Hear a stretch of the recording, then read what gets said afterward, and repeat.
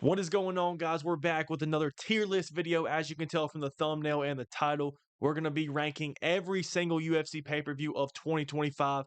Now, I get it, guys. There's still 2 events to go. I may be pulling the trigger a little bit too early. I'm expecting both of those events to be bangers. You'll see them probably at the top of this list. But I thought of the video idea.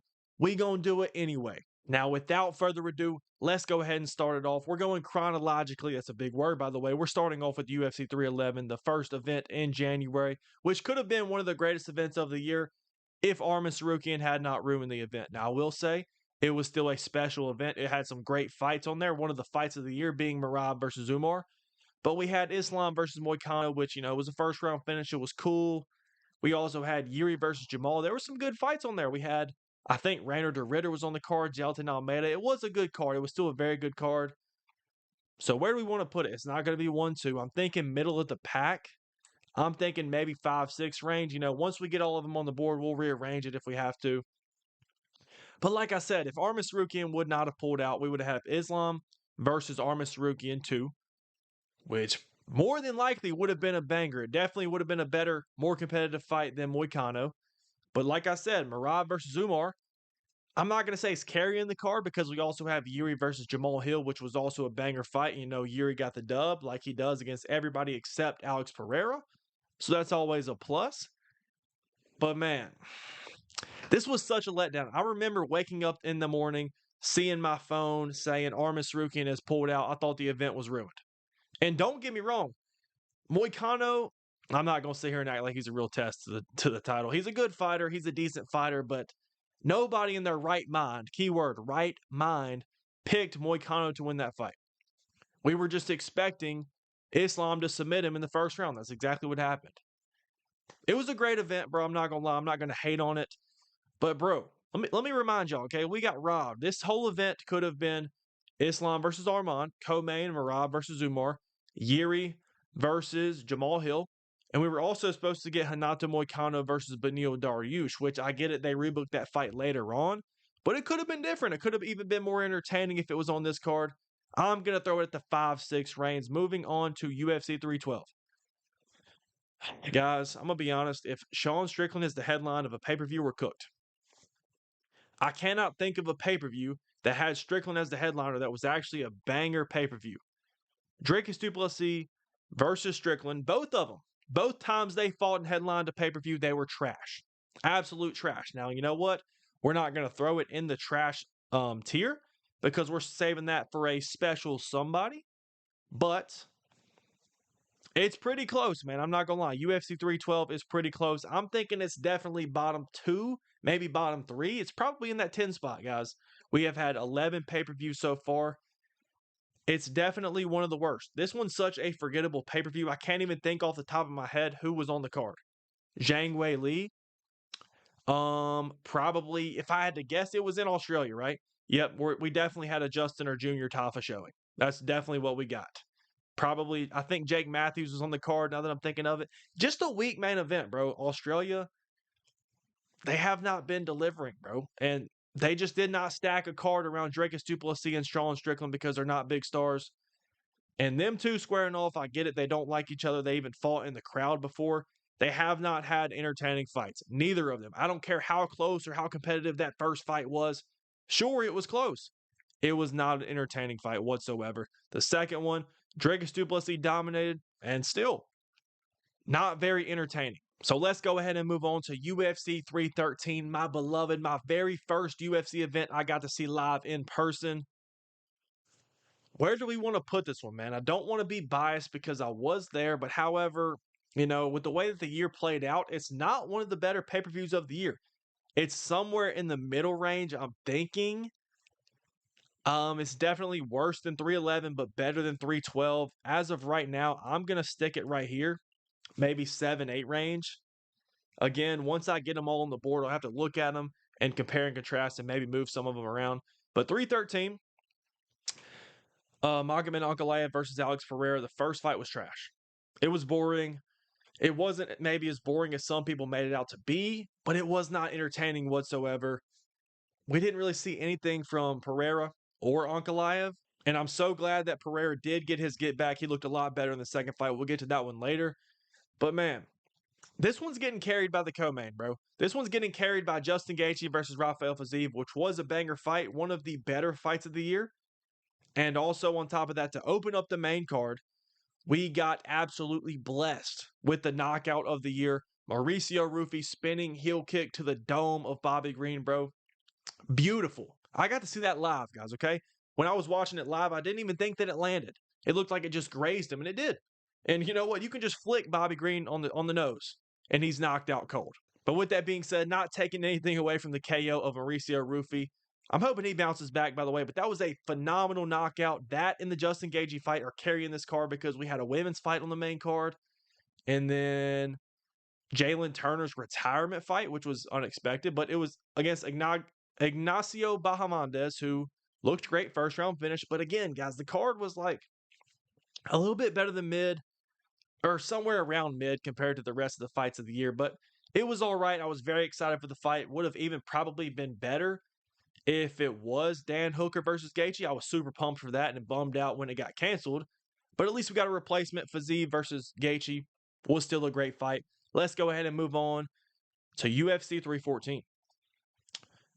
This event was special, bro. This event was so special. We also got robbed of another fight on this card, which could have even elevated it even more, which we'll talk about in a second. But 314, man. 314, man. It has an argument for one. I'm going to be honest. I think it has an argument for best event of the year so far. We got Alexander Volkanovski versus Diego Lopez. One of the greatest fights of the year. I don't think it's the greatest. I would still take Merab versus Umar over that and a couple others. But a banger championship fight. Volkanovski reclaiming his title once again. The storyline was epic against an upcomer. Another very likable fighter in Diego Lopez. It was scary, man. I was scared for my boy Volk. But, you know, he got it done. Co-main event, Michael Chandler versus Paddy Pimblett. As long as Paddy Pimblett's on the card, bro, it's probably going to be goated. Because Paddy brings that entertainment. He brings that plot armor. He brings that excitement. Same thing with Michael Chandler. Outside of the plot armor part, he has the opposite of that. But a Michael Chandler fight is always exciting, man. What else was on the card? Oh, we got robbed of Jeff Neal versus Carlos Prates. They ended up getting pushed back. Right? Yeah, that was supposed to be on 314. But what else was on the card? We had Bryce Mitchell versus John Silva, which is another insane buildup. Low-key became the people's main event. That was a good fight. Well, not competitive, but John Silva pieced up Bryce Mitchell and ultimately submitted him. It was great. We also had the emergence or the debut, definitely not the emergence, of Patricio Pitbull. So that was fun, right? I still think it's one of the greatest events of the year. It's not going to be one, guys. I think it might not be one now that I'm thinking about it, but it's probably going to be two, okay? Let's go ahead and move on to UFC 315, which was supposed to be complete trash, right? 315 on paper was absolutely horrible, bro. I think this was in Canada. They were not blessing the Canadians whatsoever.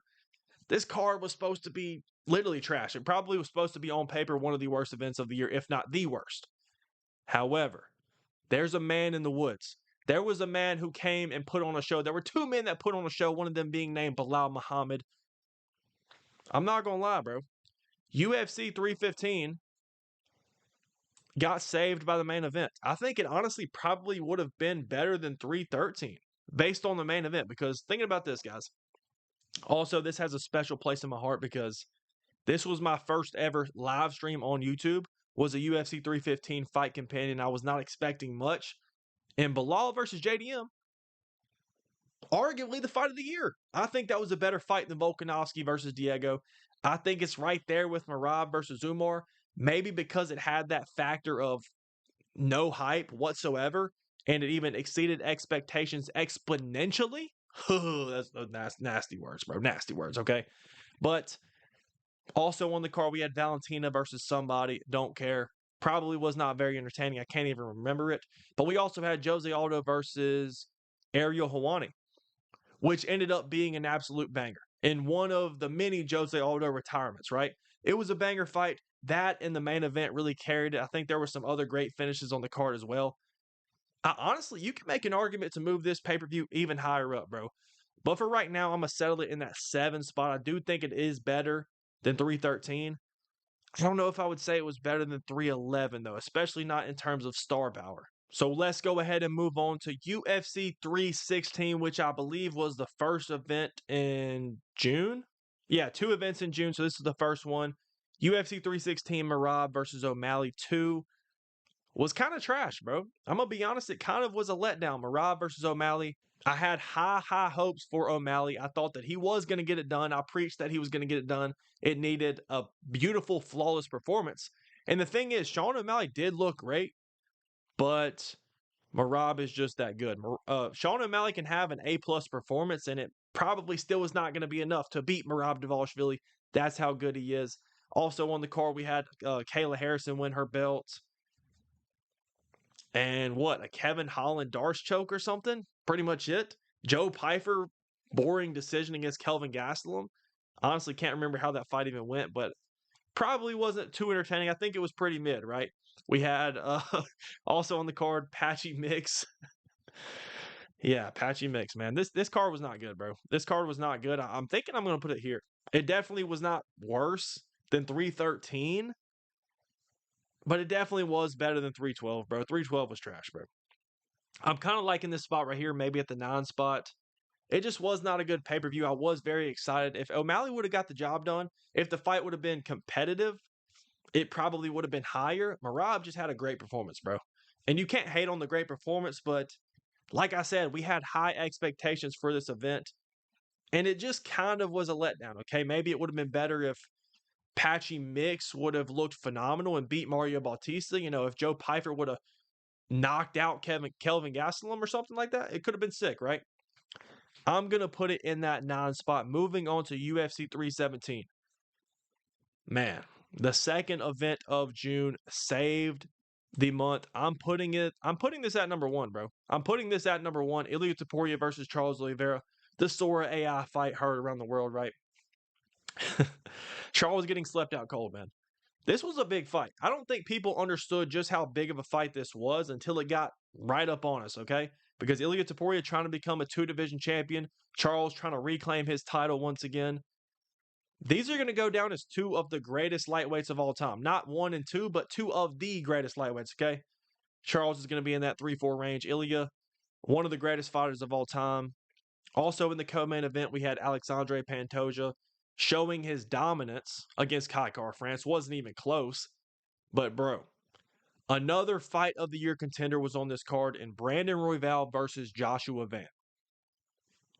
Bro, absolute slugfest. Rock'em Sock'em Robots, whatever you want to call it, bro. This event, the more and more that I think about this card, bro, the better it gets. We had Topuria knocking out Charles in round 1. We had a dominant performance from Pantoja. We had Joshua Van versus Brandon Royval. What else was on the card? We had Peyton Talbot looking phenomenal. And then we also had Uncle Benny, Benil Dariush turning back the clock, taking out Hanato Moicano. This was a great card, bro. This was borderline a 10 out of 10 card on paper, and it even over-delivered from the expectations, bro. This is a 9.5 on paper, bro. This was a very complete event. Topuria versus Oliveira is going to go down in the history books, bro. May even be one of the greatest events of all time, definitely in my opinion. I think it's the best event of the year. Moving on. UFC 318. I also do not want to be biased here because I was also there. As you can see from the poster, UFC 318 in New Orleans, Dustin Poirier's final fight in the UFC octagon. This is tough, man. This is tough. Is it better than 315? I do think it was. Maybe I enjoyed it more than some people did because I was there. But was it better than 311? I don't think it was. I think I'm going to settle it in between those two, actually. I think we're just going to plop it right there at the 6th spot. You know, Max Holloway versus Dustin Poirier was a great event. We knew it was going to be a slugfest. It wasn't necessarily, dude. I don't know. The more I'm thinking about that fight was goated, bro. The crowd was getting electric. It was not super close, but Dustin Poirier did have his moments. You know, he pulled the ghillie. I'm telling you, bro. I was there.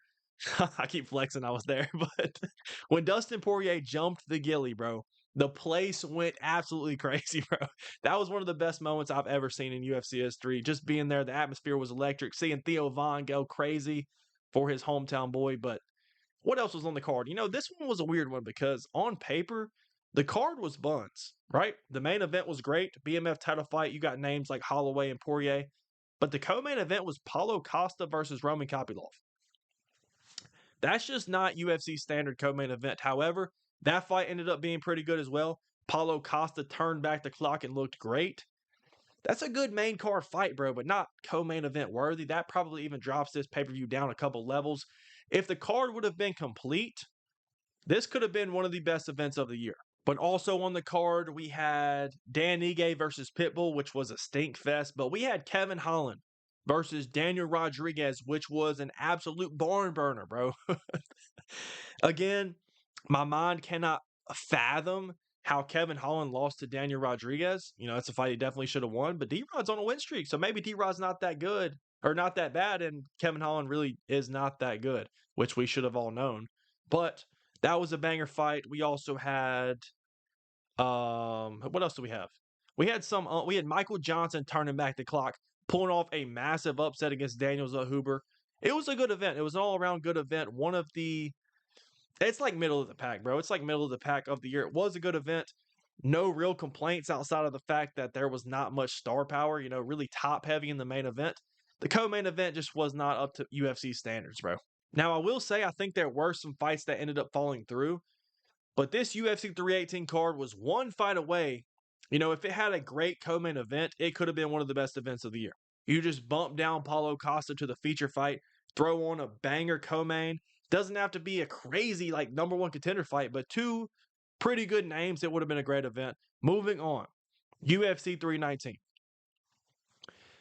UFC 319, Hamza Chimaev versus Dricus du Plessis. This one's interesting, okay?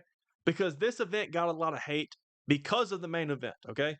The main event was not the most entertaining fight of all time. I understand that. But the rest of the card was absolutely goated.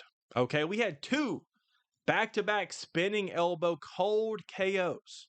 Okay, we talked about Prates versus Jeff Neal earlier and how it was supposed to be on 314. I'm glad it got rebooked because I don't know if the outcome would have been the same. Okay, butterfly effect, guys. UFC 319, we had Aaron Pico making his debut, got colded by Lerone Murphy. We had Carlos Prates with that nasty spinning elbow knockout against Jeff Neal. We also had Kai Sakura showing that he really has zero grappling in the UFC. And what was the other one? We had MVP taking on and taking out Jared Cannonier. Was not the most entertaining fight, but MVP, you know, it's MVP. He's going to be MVP, right? But it was a good event. The only other complaints about this card, what kept it out of being number one, was either the fact that Hamza Chimaev did not get a finish, really. He was very, very dominant, which I thought was impressive and sort of entertaining. But I understand people don't like that. But also, man, this got a lot of criticism because Lerone Murphy versus Aaron Pico was the co-main event. Now, seeing what actually happened in hindsight, it was fine because it absolutely delivered with a banger, one of the knockouts of the year, maybe the knockout of the year. I prefer the Roofie one, you know, maybe I'm biased, but if this had like a Paddy Pimblett versus Arman Sarukian, this would have been the greatest event of the year, bro. But UFC 319 still very, very solid, still over-delivered. I was super excited for DDP versus Chimaev. I wanted it to be back and forth. Dricus du Plessis did nothing. He could not do anything. Hamza Chimaev is just that good. But moving on to UFC 320. Ankalaev versus Pereira 2. Where do we want to throw this one? This event was good, bro. This event was good. Now that I'm looking at the list, we got blessed. We have been blessed recently. I'm going to put that at the 4. I think I like that at the 4. Was it better than 311? We got Pereira getting the 1 minute knockout victory over Ankalaev. That was beautiful. We also had a Merab Dvalishvili masterclass per usual against Corey Sandhagen. And then my favorite part of the card was Yuri Prochazka versus Khalil Rountree in the feature fight, bro. That is as good of a feature fight as you're going to see in the UFC. Okay? Yuri versus Rountree. Sort of a number one contenders fight. You know, Yuri's probably going to be fighting for the belt in his very next fight. We'll have to see what happens in the division. But Yuri Prochazka did not look like himself, bro. I'm not going to say he was getting dominated because Rountree was not going crazy, but he was very clearly winning the fight. And Yuri Prochazka locked in round 3, right? Yuri was down 2 rounds for sure. Round 3 hits. Yuri goes full pedal to the metal on the gas. Both guys are exhausted, just throwing stuff at each other. Yuri gets the knockout, bro. Come from behind KO with the left hook. Colds. Sits down Khalil Roundtree, bro. It was beautiful. It was absolutely epic. So UFC 320 was goated, man. If, if the main event would have not been what it was, if this would have been the 313 main event that we saw with Ankalaev Pereira 1, it would have bumped it down, man. If you switch places, 313, that event becomes even greater. But it is what it is. I'm glad Pereira did get his revenge. I personally would like to see the trilogy. I don't think the UFC is going to go that route, but it was a good event, man. It was a good event. And moving on to UFC 321, we saved the best for last, guys. UFC 321, Aspinall versus Gane was horrible, bro. It was horrible. Absolute horrible. Now, we can give it the benefit of the doubt because, it was a no contest, right? The event was trash. Even before that, the event was not good. I mean, I got the card pulled up right here, okay? We had a first round no contest eye poke, which is already a bummer. I feel bad for anybody that paid $80. You should refund them, bro. We had Jandiroba versus Mackenzie Dern. Women, okay? That's all you need to know, women. Moving on, Umar versus Mario Bautista. It was all right. It wasn't the most entertaining fight, but it had its moments, right? Volkov versus Almeida, boring. Horrible. Almeida did nothing. He did nothing. He wrestled himself to a decision loss. Didn't know that was even possible, but it was, okay? Rakic versus Azamat, that was a cool first round KO, but bro, if Aspinall and Gane would have, if Gane wouldn't have eye poked him, it would be a different story, man, because it looked like we were on the way to a great UFC heavyweight title fight. It looked like maybe one of the greatest heavyweight title fights because we've never seen Tom Aspinall with really any adversity. And Gane had him busted up. He was not beating the brakes off him by any means, but he had Tom Aspinall leaking from the nose. We have not seen that visual. People say Aspinall wanted the easy way out, whatever. I don't buy that. But the card was horrible, bro. It's unfortunate. I'm sorry to those of y'all that paid for the pay-per-view. I cannot wait till Paramount Plus comes back or comes through so we don't have to do this every month. But like I said, we still got 2 more events of the year. I have really high hopes for UFC 322 in particular going down next weekend. I'm really hoping if it's not in the 1, 2, 3 range for the year, I'm going to be a little bit upset. And then for UFC 323, we're going to have Piotr Yan versus Merab, along with Pantoja versus Van. I'm really hoping they can rebook Tom Aspinall versus Gane. Throw that on UFC 323 as well. And that's going to be one of the best events of the year as well. But anyway, guys, this is my rankings. Feel free to disagree with me in the comments. Like I said, we still got 2 more events to go. But let me know what y'all think in the comments. Hit that like button. Hit that subscribe button if you're new. And turn the post notifications on so you don't miss a live stream. But anyway, guys, I appreciate y'all once again. And we out.